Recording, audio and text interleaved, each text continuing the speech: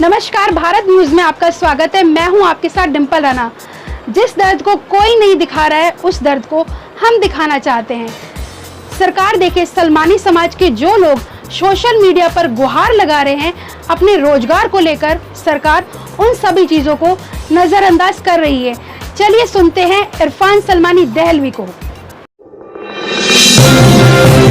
मैं इरफान सलमानी देहलवी सभी को आदाब अर्ज़ करता हूं, नमस्कार करता हूं और अपने देश के प्रधानमंत्री श्री नरेंद्र मोदी तक अपनी आवाज़ पहुंचाना चाहता हूं। मैं ऑल इंडिया जमात-ए सलमानी ट्रस्ट का राष्ट्रीय संयोजक हूं और दिल्ली प्रदेश का अध्यक्ष हूं। जो समाज बाल काटने का काम करता है, जिसे सलमानी समाज कहा जाता है, मैं उसकी कुछ चीज़ें आपके समक्ष रखना चाहता हूं प्रधानमंत्री जी, क्योंकि देश बड़ी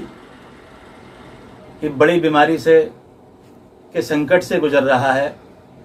कोरोना जैसा वायरस पूरे देश में पैर पसार चुका है, लेकिन सलमानी समाज ने पूरा ध्यान लगाकर प्रधानमंत्री जी की तमाम वो बातें सुनी हैं जो उन्होंने आदेश किए और लॉकडाउन किया। सलमानी समाज ने सभी दिशा निर्देशों का पालन करते हुए अपने घर में रहे और इस बात का इंतज़ार किया कि कब उनके कारोबार खुलेंगे और उनकी स्थिति दोबारा से वैसी होगी जैसे वो अपने कारोबार को करके अपने बच्चों के लिए रोजी रोटी कमाते थे। आज लॉकडाउन के लगभग 58-59 दिन होने को हैं और चौथा लॉकडाउन अब शुरू हो गया है, जिसमें प्रधानमंत्री जी आपने सभी मुख्यमंत्रियों को यह आदेश किया कि वो जो चाहें दुकानें खोलें, जो चाहें दुकानें ना खोलें। लेकिन सैलून के कारोबार को ना प्रचारित कर दिया गया कि जैसे कि पूरी दुनिया में सैलून वालों ने ही कोरोना फैलाया हो। मैं ख़ास तौर से दिल्ली के मुख्यमंत्री जी की बात करना चाहता हूं कि उन्होंने ये कहा कि जनता जैसे कहेगी मैं वैसे करूंगा।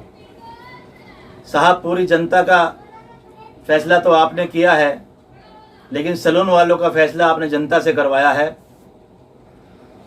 उनकी दुकानें बंद रखी हैं, सैलूनों को खोलने की इजाज़त आपने नहीं दी है। मैं आपसे केजरीवाल जी ये पूछना चाहता हूं, क्योंकि मैं दिल्ली का सदर हूं, तो मेरी जिम्मेदारी बनती है कि मैं दिल्ली के मुख्यमंत्री से ही सवाल करूं। मैं आपसे ये पूछना चाहता हूं कि क्या 60 दिन तक हमारे कारोबार बंद होने के बाद हमारी स्थिति दयनीय है, इसका संज्ञान आपको नहीं मिलता? क्या आपके मन में ये विचार नहीं आता कि सैलून संचालक किस तरीके से अपने बच्चों को पाल रहे होंगे? लेकिन आपने बड़ी निर्दयता से इस बात का फैसला ले लिया और सैलून संचालकों के साथ जरा सी भी हमदर्दी नहीं रखी। अगर आपको हमदर्दी होती तो आप ये कहते कि सैलून बंद रहेंगे, लेकिन इनके लिए हम आर्थिक पैकेज की घोषणा करते हैं। आपने किसी सैलून संचालक को कोई आर्थिक पैकेज की घोषणा नहीं की और उनको लॉकडाउन में शामिल रखा। आप खुद ही बताइए कि किस तरीके से ये सैलून संचालक अपनी ज़िंदगी को चलाएं। हमने आपको पहले भी लेटर लिखा, 3 अप्रैल को लेटर आपके यहाँ रिसीव हुआ, आपने उस पर कोई संज्ञान नहीं लिया। हमने आपको आज भी एक लेटर लिखकर अवगत कराया है कि सैलून संचालकों को भी राहत दी जाए। आप सैलून नहीं खोलना चाहते हैं, मत खोलिए, लेकिन इनकी आर्थिक स्थिति को सुधारने के लिए कुछ पैकेज, कुछ सहायता आपकी ओर से अगर आ जाए तो यह सैलून संचालक भी, क्योंकि ज़्यादातर मुसलमान होते हैं सैलून संचालक और ईद भी आ रही है, इनके बच्चे भी ये सोचते हैं कि कारोबार खुलेगा तो पापा से कहेंगे पापा हम भी अपने घर में थोड़ी सी खुशी मना लेंगे। सभी कानूनों का पालन करते हुए ईद घर में मनाई जाएगी। लेकिन जब घर में कुछ खाने को ही नहीं होगा, घर में बच्चों की खुशी मनाने का कोई ज़रिया ही नहीं होगा, तो वह ईद जो लॉकडाउन के ज़रिए सुनी जा रही है वह और ज़्यादा बच्चों के चेहरे पर मायूसी दिखाई देगी। वो मायूसी न दिखे, आप ऐसा कोई इंतज़ाम कीजिए। मैं आपसे पुनः निवेदन करना चाहता हूँ कि आप अपने इस फैसले पर विचार कीजिए और सैलून संचालकों को भी कुछ राहत राशि आप प्रदान करें या उनके सैलून खोलने की आप इजाज़त दें। यह बहुत ही गंभीरता का विषय है कि एक समाज को सुविधाओं से वंचित रखा गया है। ये अन्याय है केजरीवाल जी, और यह अन्याय इसलिए भी तर्कसंगत है